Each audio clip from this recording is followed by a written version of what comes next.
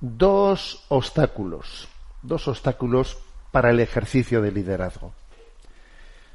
El primero, una falta de formación en la fe católica, falta de formación, porque es verdad que tenemos que dar razón de nuestra fe.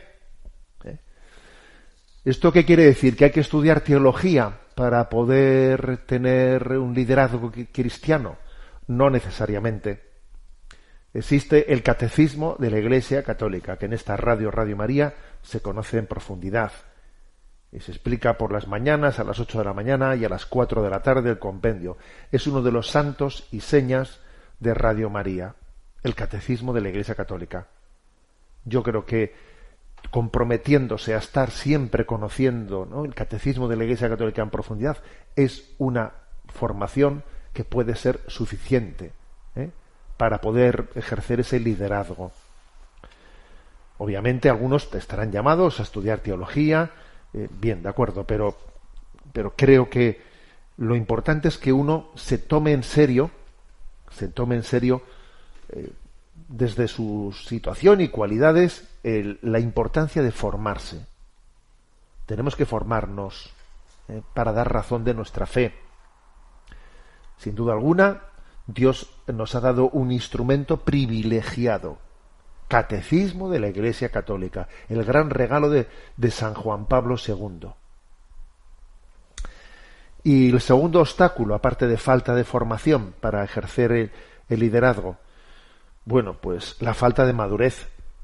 La falta de madurez, que claro que es incompatible con ese ejercicio de liderazgo, y la falta de madurez, por cierto, la falta de madurez se suele traducir en que uno no tiene la capacidad de liderazgo hacia los demás, sino tampoco él no tiene la capacidad de integrarse en otro liderazgo. Porque para que alguien tenga la capacidad de ejercer un liderazgo hacia los demás, él tiene que tener también la capacidad de integrarse en el liderazgo de otras personas. Entonces la inmadurez suele ser un obstáculo importante, ¿no?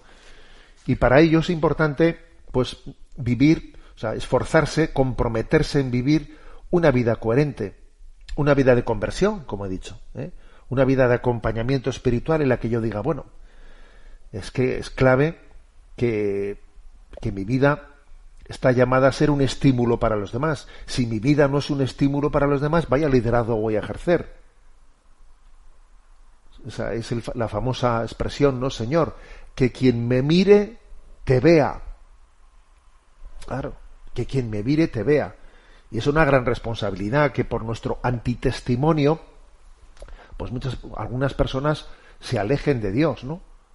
Es una gran responsabilidad. Yo creo que tenemos que atrevernos a pedirle a Dios, mira, Señor, sí, prefiero irme de este mundo, que me lleves de este mundo, antes de ser un antitestimonio, antes de que alguien se aleje de ti por mi culpa. Y pedirle a Dios el don de la conversión, pues para poder ser instrumento de Dios, para que algunos se acerquen a Dios, porque no podremos hacer nada más importante en esta vida. Esto yo se lo digo a los chicos siempre que les confirmo. Nada podremos hacer más importante en esta vida que ser instrumento de Dios para que algunos se acerquen a Él. Eso será lo más importante. Bueno, entonces lo de la inmadurez, claro, ¿cuáles son las dificultades obstáculos para poder ejercer el liderazgo? La falta de formación y la falta de madurez, que la falta de madurez se traduce luego en muchas cosas, y hay que tomarse en serio la superación de todos los defectos que se derivan de la inmadurez. Por ejemplo, que tengo miedo al ridículo, tengo miedo a quedar mal, que soy un timorato, que soy tímido, que a mí me gusta esconderme. Pues habrá que afrontar eso, ¿no? Habrá que afrontarlo. Pues porque si Dios te pide que des tu testimonio, y claro, y tú te metes debajo de la alfombra, habrá que afrontar eso, ¿no? También puede ocurrir lo contrario, que uno tenga una tendencia a pretender ser siempre, pues, protagonista de todo, un prota, como se dice, ¿no? Un prota, pues, que también existe eso, ¿no? Pues siempre tengo que estar yo, no, pues eso no es un liderazgo, eso es otra cosa, ¿eh? Eso es una vanidad. Entonces la vanidad hay que mortificarla para que puedan hacer un verdadero liderazgo. Hay que ser, cuando uno tiene la tendencia, ¿no?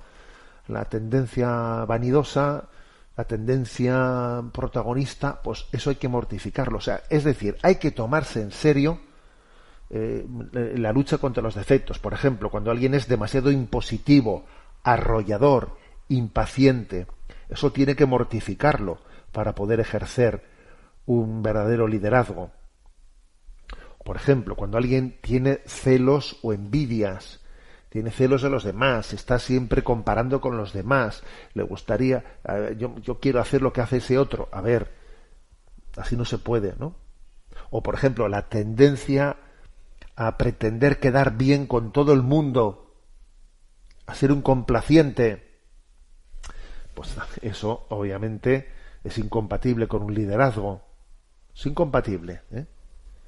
O la tendencia contraria, la tendencia contraria a ser un chocón, estar siempre, pues siempre llevando la contraria y ser un polémico, pues por sistema, pues también eso habrá que mortificarlo, ¿no? O sea, a ver, que cada uno tiene que tomarse en serio cuáles, ¿no? Son los aspectos que tiene que mortificar en su vida, pues para llevar adelante ese proyecto que Dios quiere hacer en él.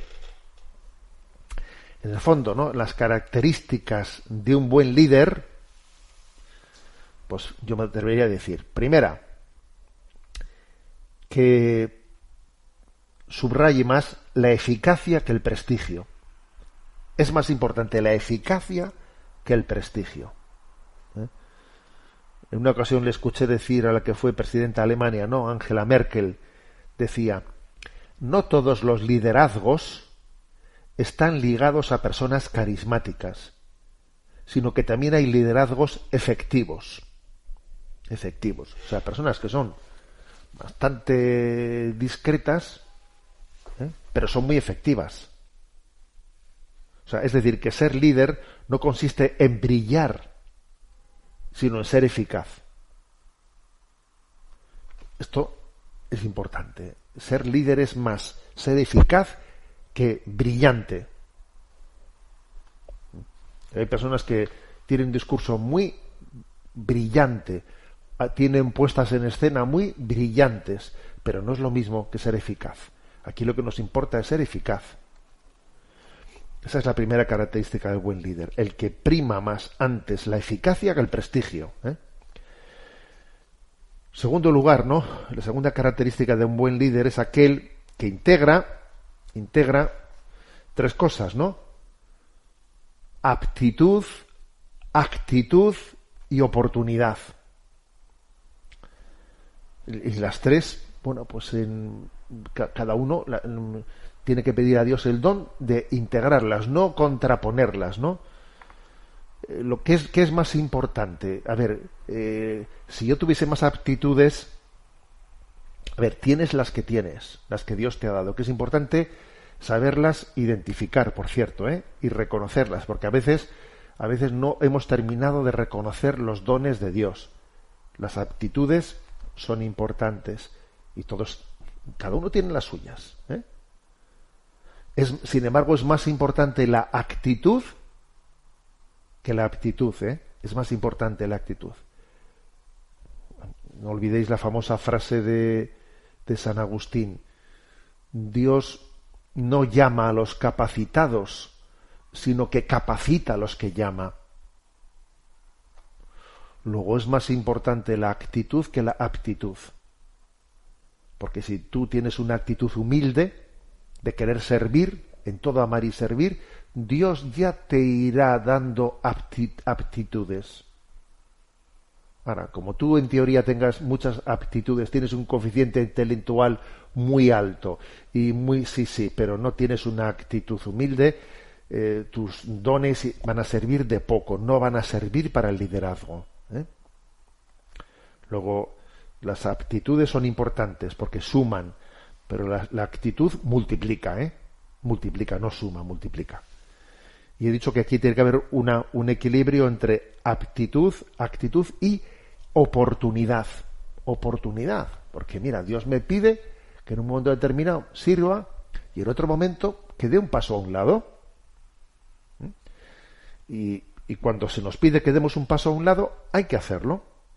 Por ejemplo, estamos viendo estos días unos espectáculos aquí en España, a costa de que no hay sillones, no hay sillones. Después de lo ocurrido en las elecciones municipales, como las siguientes elecciones generales, no, pues son inmediatamente el 23 de julio. Claro, ahora hay que conformar las listas y ahora se está viendo cómo a este le dejan puestos en los que ya no tiene posibilidad de ser elegido y cómo nos metemos puñaladas, ¿no? Pues porque no hemos terminado de entender, oye, pues mi ciclo ha terminado y punto, ya pues dejo de estar presente, o sea, el saber retirarse a tiempo, porque para poder ser líder también hay que saber medir la oportunidad,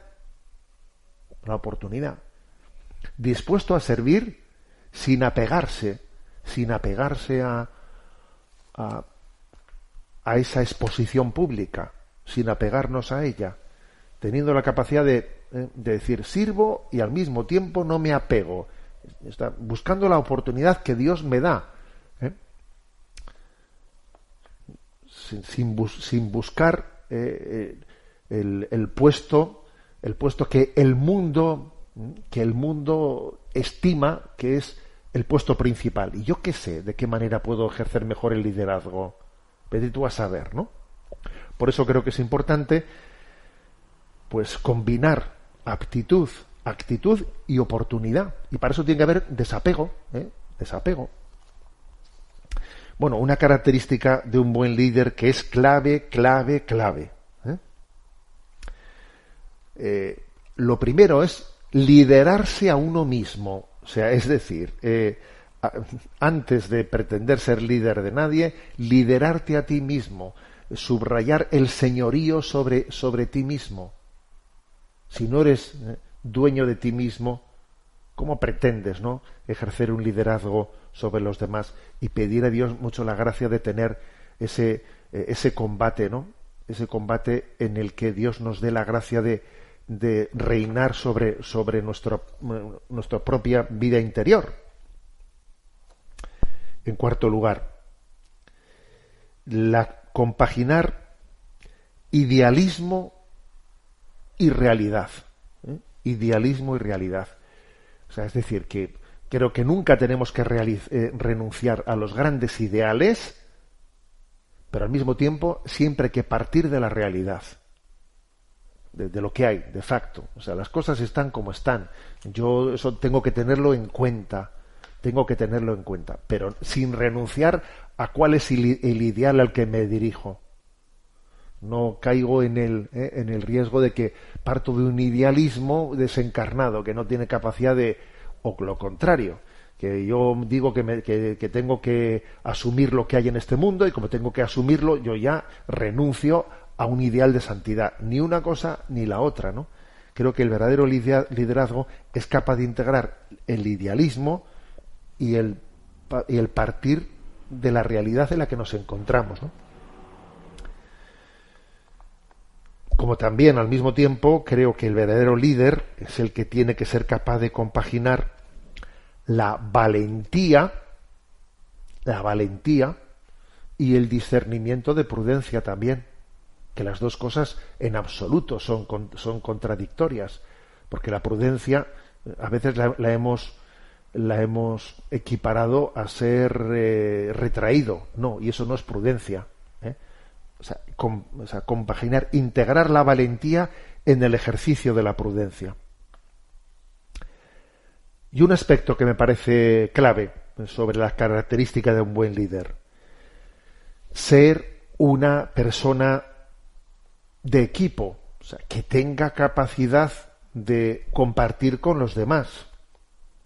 Esto que llamamos ahora en este momento de la vida de la Iglesia la sinodalidad, O sea, la capacidad de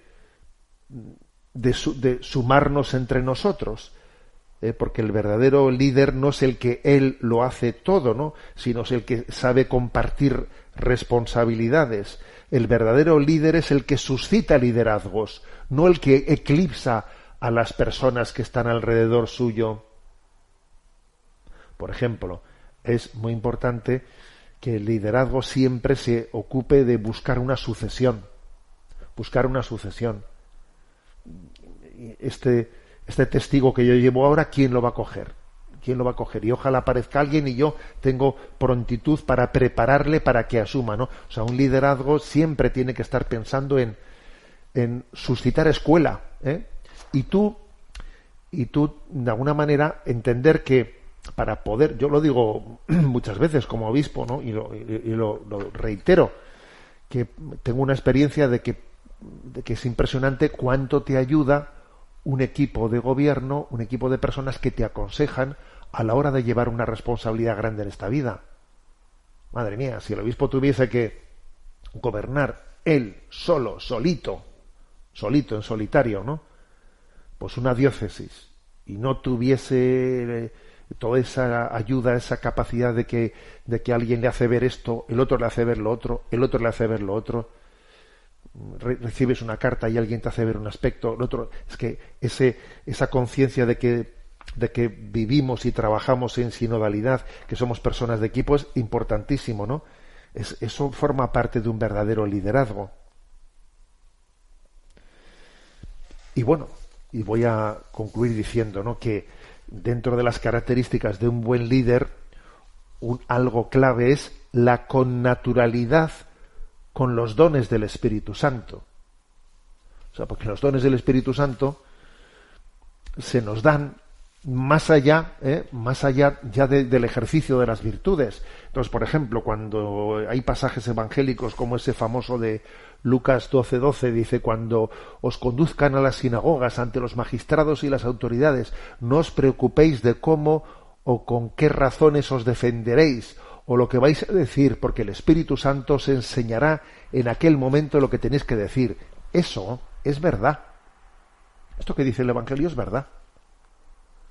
Y muchos, ¿no?, lo hemos experimentado en esta vida, diciendo: madre mía, es que a la hora de llevar adelante retos y cosas, ¿no?, es que te das cuenta que al final el Espíritu Santo da sus dones más allá también de las causas humanas, ¿no?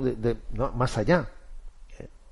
Entonces, el tener con naturalidad con el Espíritu Santo, pedirle al Espíritu Santo luz, invocarle cuando tenemos que tomar decisiones, cuando tenemos que hacer discernimientos. Los discernimientos tienen que estar hechos bajo la luz del Espíritu Santo.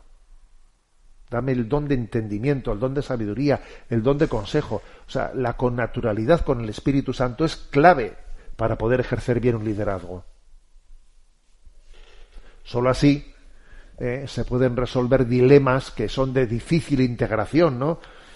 Cuando, pues, por ejemplo, ¿no?, pues yo suelo poner el ejemplo de las obras de misericordia, cuando dice: sufrir con paciencia los defectos del prójimo y corregir al que yerra. A ver, ¿cómo se integran las dos cosas? ¿Qué hago en este caso?